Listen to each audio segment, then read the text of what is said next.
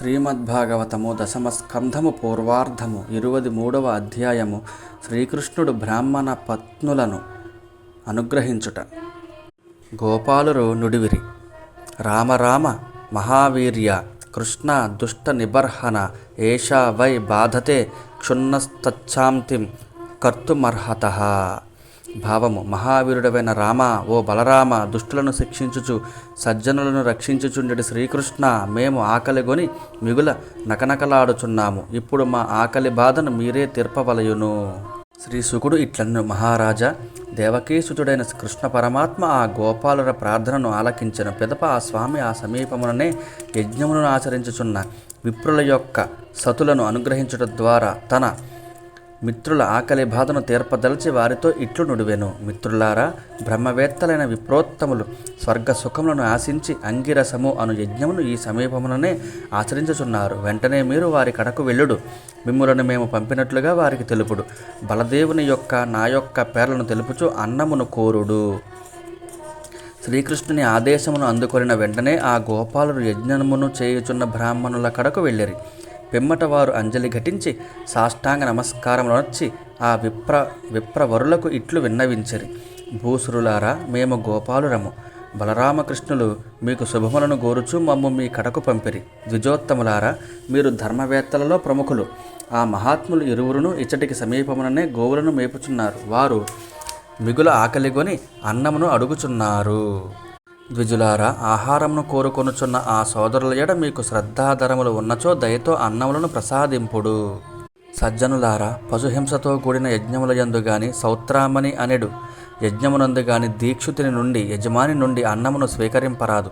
ఇవి తప్ప మరి ఏ యజ్ఞమునందును ఏ సమయమునందైనను యజమాని నుండి అన్నమును స్వీకరించుట దోషము కాదు. అన్నమును స్వీకరింపవచ్చును. అచట యజ్ఞములను ఆచరించుచున్న బ్రాహ్మణులు పరమమూర్ఖులు. పైగా తాము గొప్ప జ్ఞానులమని భావించుకొనువారు. వారు క్షుద్రములైన అశాశ్వతములైన స్వర్గ సుఖాది ఫలములకై ఆశపడుచు అనేక క్లేశములతో కూడిన కర్మకాండలో మునిగిన వారు. అందువలన ఆ విప్రులు కృష్ణ భగవానుని అభ్యర్థనను వినియు విననట్లుగా ఉండిరి. యథార్థముగా శ్రీకృష్ణుడు సర్వేశ్వరుడు. దేశము, కాలము, వివిధ ద్రవ్యములు, సంపదలు, మంత్రతంత్రములు, ఋత్విజులు, అగ్నులు, దేవతలు, యజమాని, క్రతువు, ధర్మము మొదలగునవి అన్నియును ఆ పరమాత్మని స్వరూపములే. ఇంద్రియాతీతుడు, పరబ్రహ్మ స్వరూపుడు, షడ్గుణైశ్వర్య సంపన్నుడు అయిన శ్రీకృష్ణ భగవానుడే ఆ గోపాలుల ద్వారా అన్నమును అభ్యర్థించరని ఎరుంగక దేహాత్మబుద్ధి గల ఆ మూర్ఖులు ఆ ప్రభువును సామాన్య మానవునిగా భావించిరి. అందువలన వారు అవునని గాని కాదని గాని పలుకక మిన్నకుండిరి. పరీక్షిని మహారాజా, అంతటా ఆ గోపాలుడు నిరాశతో మరలి వచ్చి బలరామకృష్ణులకు వాస్తవ విషయములను వివరించిరి. జగదీశ్వరుడైన శ్రీకృష్ణ భగవానుడు వారి మాటలు విని లోక వ్యవహార రీతిని తెలియజేయచు బిగ్గరగా నవ్వెను. పిమ్మట ఆ స్వామి వారితో ఇట్లు చెప్పెను: మిత్రులారా, ఈసారి మీరు ఆ విప్రుల పత్నుల కడకు వెళ్ళి శ్రీకృష్ణుడు బలరాముడు వచ్చియున్నారు అని తెలుపుడు. వారు నా యందు మిగుల భక్తి శ్రద్ధలు గలవారు. వారి దేహములు ఇండ్లలో ఉన్నను మనోబుద్ధులు మాత్రము సర్వదా నాయందే లగ్నమైయుండును. కావున మీరు అడిగిన వెంటనే వారు మీకు సమృద్ధిగా భోజన పదార్థములను ఇయ్యగలరు.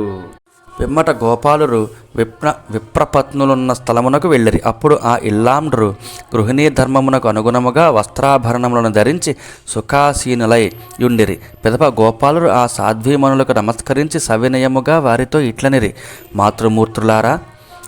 మాతృమూర్తులారా, మీకు నమస్కారములు. మా వచనములను దయతో ఆలకింపుడు. శ్రీకృష్ణ పరమాత్మ ఇచ్చటికి సమీపముననే సంచరించుచున్నాడు.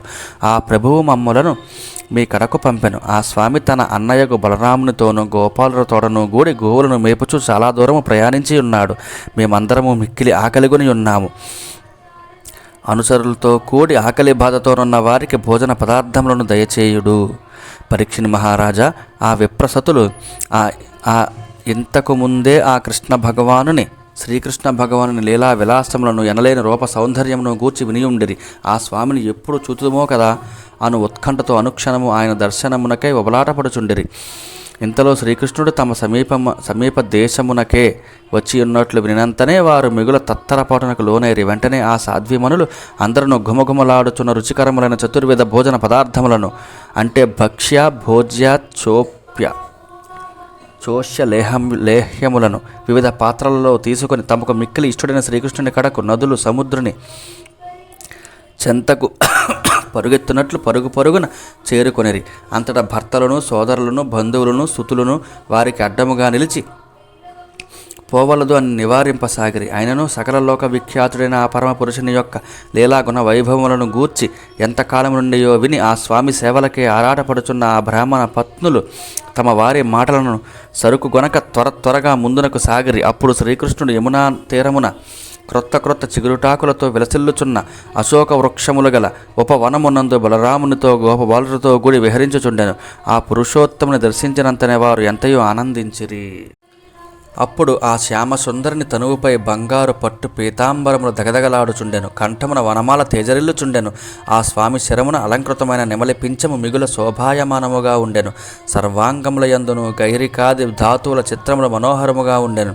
చిగురుటాకులతో అలంకృతుడైన ఆ ప్రభువు ఒక మహానటుని వలె అలరారుచుండెను. ఆ స్వామి ఒక మిత్రుని భుజముపై వామహస్తమును ఉంచి మరియొక హస్తముతో కమలమును లీలగా త్రిప్పుచుండెను. ఆ ప్రభువు యొక్క కర్ణములపై ధరింపబడిన కలువలు కమనీయములు, ఫాలభాగమునందలి ముంగుర్ల శోభలు, మృదువైన కపోలముల కాంతులు అత్యంత మనోజ్ఞములు. ఆ ప్రభువు యొక్క ముఖారవిందము, చిరునవ్వుల సింగారములు ఎంతయో ఆహ్లాదకరములు. పరీక్షిని మహారాజా, విప్రపత్నులు ఇంతవరకును తమకు ఇష్టడైన శ్రీకృష్ణ పరమాత్మ యొక్క మహోన్నత లీలలను తనివిదేరా వినుచు తమ చెవులు సార్థకమైనట్లు భావించుచుండిరి. అందువలన వారు ఆ పరమ పురుషుని తమ మనస్సులలో నిలుపుకొని ఉండిరి. ఆ స్వామిని కనులారా దర్శించిన పిదప ఇప్పుడు వారు ఆయనను తమ కన్నులనే ద్వారముల గుండా లోపల ప్రవేశపెట్టి తమ మనస్సులలోనే ఆ మధుర మూర్తిని చాలాసేపు కౌగులించుకొని ఆనందించిరి. ఈ విధముగా ఆ ప్రభువు యొక్క దర్శనమునకై ఇంతవరకును వారు పడుచున్న ఆరాటమంతయును తీరిపోయెను. ఇట్లే పరమాత్మని దర్శించుటకే తహతహపాటుతోనున్న భగవద్భక్తులు జాగ్రత్త స్వప్నావస్థలలో గల అహం వృత్తులు ఇది నేను, ఇది నాది అనుభావంతో తప్పించుచుందురు. కానీ సుషుప్తి అవస్థయందు దాని అభిమానియగు ప్రాజ్ఞుని పొంది అందులో లీనమయ్యెదరు. అప్పుడు వారిలో గల తాపము శాంతించును. అట్లే విప్రసతులు తమ మనస్సులలోనే శ్రీకృష్ణునితో ఐక్యభావమును పొందిరి. భగవంతుడు అందరి హృదయములలోని భావములను ఎరిగినవాడు. తమను బంధుమిత్రులు, పతులు, పుత్రులు నివారింపజూచినను వారిని సరుకు గొనక బ్రాహ్మణ సతులు విషయవాంఛలను అన్నింటినీ త్యజించి తనను దర్శించు కాంక్షతో వచ్చినట్లు ఆ స్వామి గ్రహించెను. అంతటా ఆ ప్రభువు తన ప్రసన్న వదనమున తరహాసము తొనికిసలాడుచుండగా వారితో ఇట్లనెను: సాధ్వీమనులారా, మీకందరకు స్వాగతము. విచ్చేయుడు, నేను మీ కొరకు ఏమి చేయాలి? మీ వంటి ప్రేమపూరిత హృదయములు నా దర్శనమునకై ఇచ్చటికి విచ్చేయుట ఉచితమైనదే. హితాహితములను బాగుగా ఎరిగిన ప్రాజ్ఞులు తమ శ్రేయస్సును కోరుకునుచు ఆత్మీయుల యందు వలె సాక్షాత్తుగా నా యందును ప్రేమ చూపుదురు. కానీ నా యందు చూపిడి భక్తి నిరంతరము నిష్కామభావముతో ఒప్పుచుండును. లోకములో ప్రాణములు, బుద్ధి, మనస్సు, దేహము, భార్యాపుత్రులు, ధనము మొదలగునవి ఆత్మ సంపర్కము వలన ప్రియములగును. అట్టి ఆత్మ కంటే అనగా పరమాత్మనైన నాకంటే ప్రియమైన వస్తువు ఏదియూ ఉండదు. ఏలయన సర్వప్రాణులలో ఆత్మస్వరూపుడను నేనే. అందువలన త్రికరణ శుద్ధిగా నా దర్శనమును ఆశించియే మీరు ఇచ్చటికి వచ్చితిరి. ఆ ప్రయోజనము నెరవేరినది. ఇక మీరు యజ్ఞశాలకు వెళ్ళవచ్చును. గృహస్థాశ్రమ ధర్మమును పాటించుచున్న మీ పతుల యొక్క యజ్ఞ కార్యములు మీ సాహచర్యము వలననే పూర్తి అగును. జై శ్రీకృష్ణ. బ్రాహ్మణ పత్నులు ఇట్లు నుడివిరి: కృష్ణ ప్రభు, జగత్పూజ్యుడవైన నీవు ఇట్టి పరుష వచనములను పలుకదగదు. ఒకసారి పరమాత్మను పొందిన భక్తులు తిరిగి సంసార సాగరమునందు మునగరు అని చెప్పిన వేదవాక్యమును సత్యము చేయము. నిత్యము నీ పాదసేవా భాగ్యమును మాకు ప్రసాదింపుము. భక్తుల ద్వారా నీ పాదముల యందు సమర్పితమైన తులసి మాలలను మా శరములపై ధరించుట కొరకై మా బంధువుల ఆజ్ఞలను సైతము ఉల్లంఘించి నీ చరణములను ఆశ్రయించితిమి. శత్రుశోధన, ఒకవేళ నీ మాట ప్రకారము మేము మా ఇండ్లకు తిరిగి వెళ్ళినను మా భర్తలు, తల్లిదండ్రులు, పుత్రులు, సోదరులు, బంధుమిత్రులు మమ్ము స్వీకరింపరు, ఆదరింపరు. అంతేకాదు ఇతరులను మమ్ము చులకనగా చూతురు. అందువలన సర్వలోక పూజ్యములైన నీ దివ్య పాదములను శరణజొచ్చిన మాకు అన్ని విధములుగా నీవే దిక్కు. ఇంకా మాకు మరి ఒక గతియే లేదు. కనుక ఇచటనే ఉండి నీ చరణములను సేవించుచుండెడి భాగ్యమును మాకు ప్రసాదింపుము. శ్రీకృష్ణ భగవానుడు ఇట్లు చెప్పిన: బ్రాహ్మణ పత్నులారా, మీ భర్తలు, కుమారులు, తల్లిదండ్రులు, సోదరులు, బంధువులు మొదలగు వారు ఎవ్వరూ మిమ్మల్ని తిరస్కరింపరు. వారే కాదు, ఈ లోకమంతా ఈ లోకమంతయును మిమ్మల్ని ఆదరించును. ఎలనన ఇప్పుడు మీరు నావారు, నాతో కలిసిపోయిన వారు. పరికించుడు.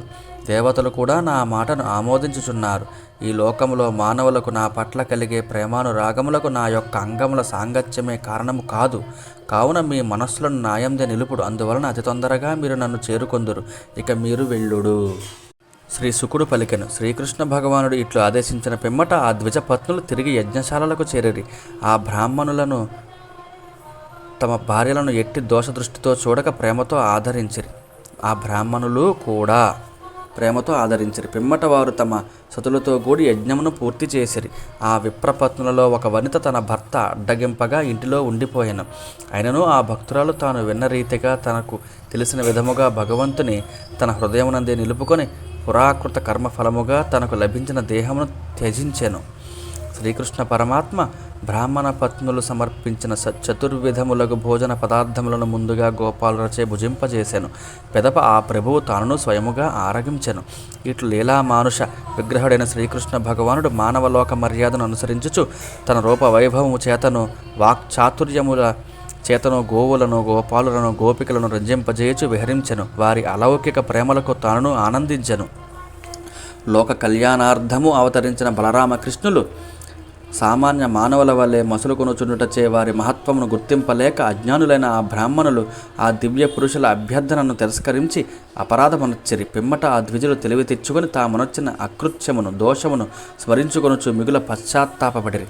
ఆ ద్విజులు శ్రీకృష్ణ పరమాత్మని ఎడ తమ పత్నులకు గల అలౌకిక భక్తిని అర్థము చేసుకొనిరి. పెదపవారు తమ భక్తి రాహిత్యమునకు నొచ్చుకొనుచు పరితాపముతో తమను తాము ఇట్లు నిందించుకునిరి.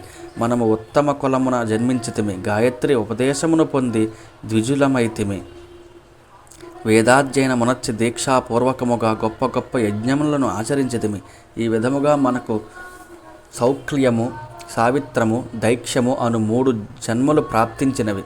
వేదశాస్త్రములను సమగ్రముగా అధ్యయనము చేసితిమి, నియమనిష్టలతో బ్రహ్మచర్యమును పాటించితిమి, వైదిక అంటే శ్రౌత విజ్ఞానమును పుక్కిట బట్టితిమి. మనము పవిత్ర వంశమునకు చెందిన వారము. యజ్ఞ యాగాది కర్మలను నిర్వహింపజేయుట యందును యజన యాజనముల యందు సర్వసమర్థులము. అయినను కృష్ణ భగవానుని ఎడ భక్తి శ్రద్ధలు లేనట్టి మన ఈ జన్మాదుల ఔన్నత్యములన్నీయును వ్యర్థములే. భగవంతుని మాయ తిరుగులేనట్టిది. ఆ మాయ నిశ్చయముగా యోగీంద్రులను సైతం మోహింపజేయును. మనము ద్విజశ్రేష్ఠులమై మానవాళికి గురువులమైనప్పటికీ దైవమాయా మోహితులమై మనకు ఏది శ్రేయస్కరమో ఎరుగలేకపోయితిమి. ఆహా, మనకున్నట్లుగా వేదశాస్త్రాది విద్యా వైభవములలో ఏ ఒక్కటినూ లేనప్పటికీ మన గృహిణులకు జగద్గురువైన శ్రీకృష్ణ భగవానుని యందు నిరవధికమైన భక్తిభావము అభ్యునది చూడుడు. ఇట్టి కృష్ణ భక్తి ఇల్లు వాకిలి అనే పేరుగల మృత్యురూపములైన పాశములను త్రెంచివేయును. అనన్యమైన కృష్ణ దైవ భక్తి వలన వీరి భవబంధములు విచ్ఛిన్నములైనవి. మన గృహిణులు ఉపనయనాది సంస్కారములకు నోచుకొనలేదు. వీరు గురుకుల వాసము చేయలేదు, గురుకులమున విద్యా శిక్షణము పొందలేదు, జపతపములను ఆచరింపలేదు. వీరికి ఆత్మ విచారము సున్నా, పూర్తి పవిత్రత లేనేలేదు, శుభకర్మలను నిర్వహింపలేదు. అయినప్పటికీ వీరికి పవిత్ర కీర్తిమంతుడైన యోగేశ్వరేశ్వరుడైన శ్రీకృష్ణ భగవానుడు కృష్ణ పరమాత్మ యందు దృఢమైన భక్తి కుదురుకొనినది. ఉపనయనాది సంస్కారములు ఎన్ని ఉన్నప్పటికీ మనకు ఆ భక్తి మాత్రము ప్రాప్తింపలేదు. మనము గృహకృత్యములలో కొట్టుమిట్టాడుచు తాపత్రయములో మునిగి మంచి చెడులను మరచిపోయితిమి, సదసద్విచక్షణను కోల్పోయితిమి. అయినను సాధు పరిరక్షకుడైన ఆ పరమ పురుషుడు గోపాలుల ద్వారా మనకు కనువిప్పు కలుగునట్లు చేసెను. అహో, ఆ ప్రభువు ఎంత దయామయుడో కదా! భగవంతుడు శ్రీకృష్ణుడు పూర్ణకాముడు. ఆ స్వామి పొందనిదియు ఏదియూ లేదు, పొందవలసినదియూ లేదు. అందరికీ ఐహిక ఆముష్మిక ఫలములను ప్రసాదించువాడు అతడే. కనుక ఆ స్వామి మన వంటి అల్పుల నుండి ఆశించినది ఏముండును? మనలను చైతన్యవంతులను చేయుటకే, మనలో జాగృతిని కలిగించుటకే లోక మర్యాదను అనుసరించి ఆహార పదార్థములను అర్థించు నెపముతో గోపాలులను మన కడకు పంపెను. సకల సంపదలకు నిధి అయిన లక్ష్మీదేవి తన చాంచల్యాది దోషముల నివృత్తికై బ్రహ్మాది దేవతలను కాదని ఆ శ్రీహరి శ్రీకృష్ణుని చరణ కమలములను నిరంతరము సేవించుచుండును. అట్టి పరమ పురుషునకు భోజన పదార్థములను యాచింపవలసిన అవసరము ఉండునా? అట్లనొచ్చుట కేవలము జనులను లోకమును మోహింపజేయుటకే. దేశము కాలము వేర్వేరు పదార్థములు మంత్రతంత్రములు ద్విజులు అగ్నులు దేవతలు యజమాని క్రతువు ధర్మము మొదలుగునవి అన్నీయును ఆ భగవత్ స్వరూపములే. యోగీశ్వరేశ్వరుడు పరమాత్ముడు అయిన సాక్షాత్తు శ్రీ మహావిష్ణువే యదువంశమున శ్రీకృష్ణుడిగా అవతరించనని వినియుంటిమి. కానీ మూఢులమైన మనము ఆ ప్రభువును గుర్తింపలేకపోయితిమి. అయినను ఇటువంటి సాధ్వీమనులు మనకు భార్యలైనందులకు మనము ఎంతయో అదృష్టవంతులము. వీరి యొక్క అనన్య భక్తి వలననే గదా మనకు శ్రీకృష్ణుని యందు నిశ్చలమైన భక్తిభావము ఏర్పడినది. పరమేశ్వర శ్రీకృష్ణ, నీవు జ్ఞానస్వరూపుడవు. నీ మాయామోహితులమై అస్థిరమైన స్వర్గ సుఖములను ఆపేక్షించుచు మేము భ్రమలోపడి యజ్ఞ యాగాది కర్మలలో మునిగి తేలుచున్నాము. స్వామి, మాపై ఈ విధముగా అనుగ్రహము చూపినందులకు నీకు వేల వేల 10,000 నమస్కారములు. ఆది పురుషుడైన శ్రీకృష్ణ భగవానుడు మా అపరాధములను క్షమించుగాక. ఏలయన మా బుద్ధి ఆ స్వామి మాయచే మోహితమైనది. అందువలన మేము అజ్ఞానులమై కృష్ణ మహత్వమును ఎరుంగమైతిమి. పరీక్షిని మహారాజా, ఆ బ్రాహ్మణులు ఇదివరలో శ్రీకృష్ణుని యొక్క సులకన భావము వహించి ఉండిరి. ఇప్పుడు వారు తమ తప్పిదములను గుర్తించుచు ఈ విధముగా పశ్చాత్తాపపడసాగిరి. బలరామకృష్ణులను దర్శింపగోరుచున్నను వారు కంసునకు భయపడి వారిని దర్శింపలేకపోయిరి. జై శ్రీహరి.